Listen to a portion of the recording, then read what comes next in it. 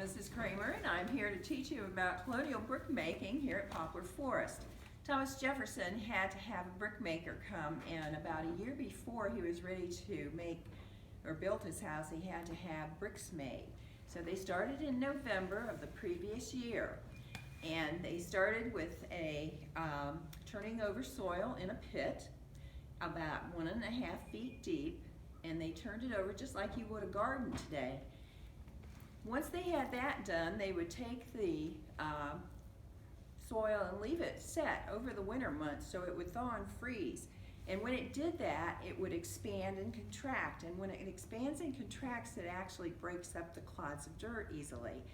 And then in the early spring, they would start working with the dirt again and breaking it up even more. Once that was done, they would add to it water, because in order to make bricks, you need clay, you need water, and you need sand. But they mixed the water and clay together until they had it turned over well, and it looked pretty good, but they had to mix it differently because they had to use their feet. You have more body pressure per square inch on your feet, and you have your weight of your body pressing down, so it's easier to get the mud mixed. And the mud was mixed to look like peanut butter.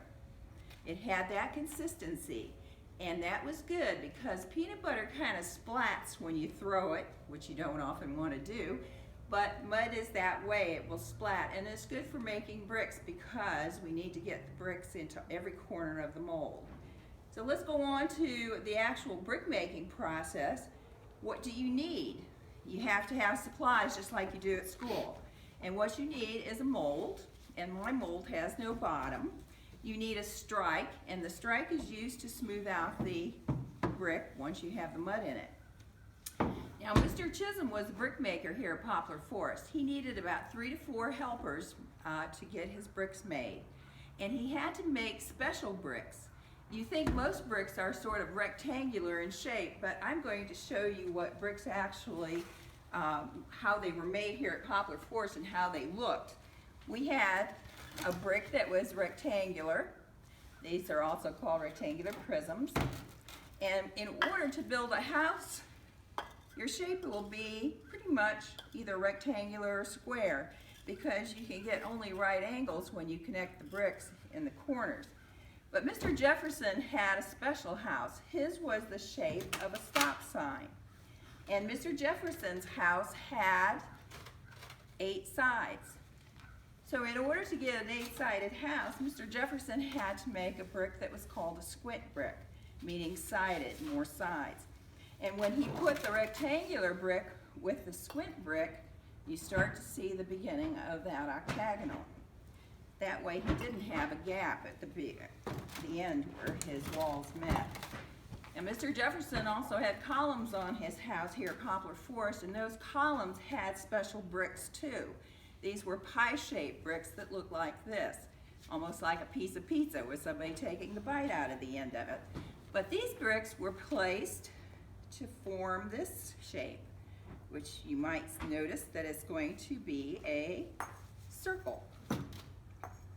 And these bricks were at the bottom of the column, and then he also had a pie-shaped brick that was at the top of the column, and you see it has a little bit of a ridge on it. This brick that was at the bottom has a round shape, and this is called a bullnose shape. Now, Mr. Jefferson's bricks were made with clay right here from our Poplar Forest area, and it looked like this. Now, my brick mud isn't quite the consistency of peanut butter, but it's pretty close. It's also sometimes called dough because it had that consistency too. If your mother ever made bread dough, this is what it might look like. If she ever made meatloaf, this is what it might look like too. But Mr. Jefferson had to have a brick maker, and Mr. Chisholm was the only brick maker that he had. But the helpers would bring him sand. They would have the molds that they would help him with, the strike. They would bring him mud that was made in the pit, and then he would start making bricks. Now, a good brick maker like Mr. Chisholm could make 2,000 bricks a day, which is a lot of bricks, and he was the only one making the bricks. The helper simply helped with the supplies that he needed. The first thing he needed was to take his mold and dip it in water, which I have down here. And I'm going to dip both sides of it. And the reason that we use water is because it acts as a releasing agent. Mr. Jefferson also had his helper get the mud ready in sort of big chunks. Mr. Chisholm would take the sand, spread it on the table, take one of the chunks of mud, and he would roll it forward, roll it back, tip it on the ends, and then he would take his mold and he would throw the brick, which means he would slam it into the mold.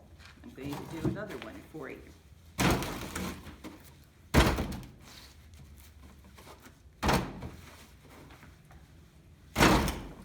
Now, this doesn't look too much like a brick because we've got a lot left over. This is like making cookies or a pie. You always have a little left over.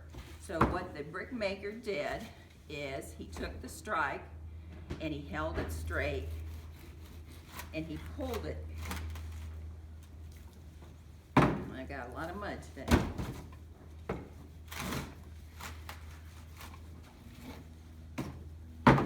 Okay, now, I lost a brick.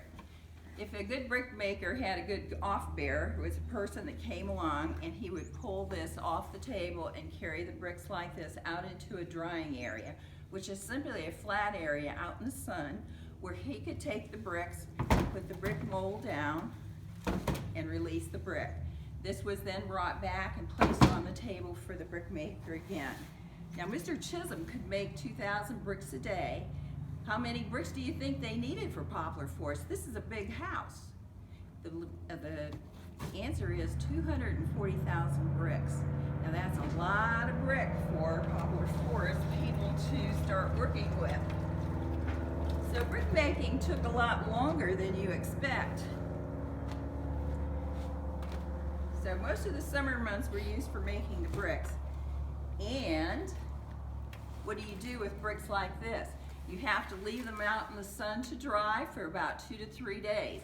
Every day you would go out and you would turn the bricks. So somebody had to do that on a regular basis until all sides of the brick were dry. Once the bricks were dry, they would then be stacked. And they would stack them a finger width apart. That way air could circulate around them so they could dry evenly. Once that was done, they were stacked into a large stack that they could use for later on until they had enough bricks. Then they would make it into a clamp, and the clamp would look like this.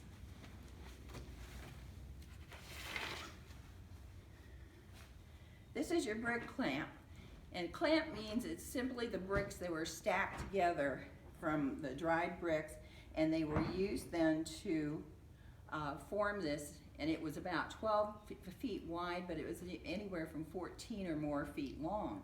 This clamp then, once it was together, had openings in it called eyes. Mr. Jefferson burned about 103,000 bricks at one time, and he had 36 eyes in that brick clamp. The first thing they did was build fires in here. They weren't very high fires or large fires, but it was enough heat to dry the bricks even more. There's a lot of water in bricks, so once the steam started rising here, we could tell that the bricks were still wet. Once the steam disappeared, we knew the bricks were ready to be burned or to bake. So what they would do is they would build up the fires in these openings called eyes until they had a roaring fire going in each one. And they would burn this in that fire 24 hours a day for about 3 to 4 days, maybe 5, until the top of the clamp got red and started to sag a little bit in the center. And then what they did is they took and they closed up these eyes. They smeared mud on the outside of these bricks, walls of this clamp, and now it became an oven. And this then burned the bricks, and it took a while. They had to let this cool because you can't go in and pick up these bricks right now because they're red hot basically. So what they did is they let them cool, and sometimes it took a week, maybe it took longer, And once the bricks were cooled, they could then go in and take these bricks and grade them. Some were too soft, some were too hard, but some were just right, depending on how far from the fires they were. Sort of like Goldilocks and the Three Bears, isn't it? So once they had that done, then they were ready to use the bricks to build. Now, I told you, this is your math lesson for today, that Mr. Jefferson's house was an octagonal. It had 240,000 bricks in it. So I want to ask you, how many days do you think it took to make 240,000 bricks if you could make 2,000 a day? So this is your math lesson. And if you're kind of challenged here with the too many zeros, I can give you an easier one. And then you can figure out how many days, and let's see if you know the answer. Thank you.